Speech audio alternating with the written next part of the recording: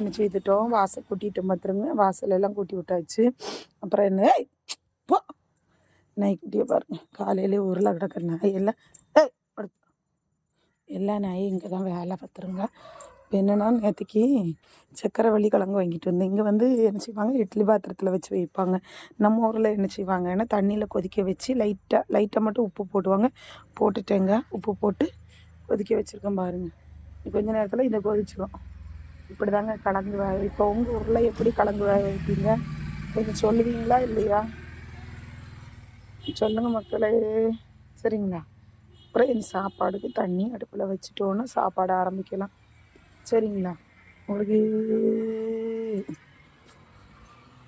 காலையில் பாருங்கள், பனி அதிகம். நம்ம ஏரியாவில் வந்து பார்த்திங்கன்னா அதிகமாக பனி. அதனால் அப்படி தான் இருக்கும்.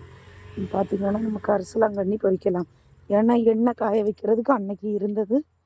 அன்றைக்கி ஒரு நாள் இருந்துச்சுல்ல, அதெல்லாம் ஒருக்கா ஊரில் கொடுத்துட்டோம். மீதி எல்லாம் காணலை பாருங்கள். இப்போ நம்ம இந்த எண்ணெய் காய வைக்கிறதுக்கு மிக்சி வேறு ஓடாமல் போயிடுச்சு. அதனால் இதெல்லாம் என்ன செய்யணும், முழுசாக போட்டு தான் நம்ம கொதிக்க வச்சு ஆகணும். பார்த்தீங்களா? கரிசலாங்கண்ணி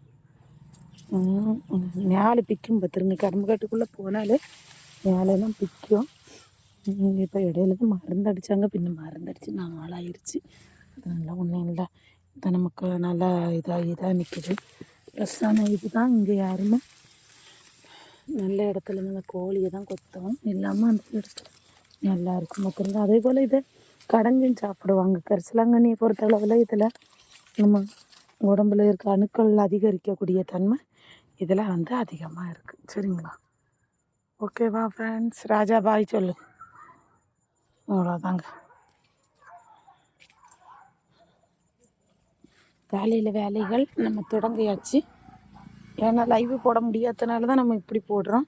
சரிங்க, மறக்காமல் கமெண்ட் பண்ணுங்கள். ஓகேவா? பாய் பாய் ஃப்ரெண்ட்ஸ்.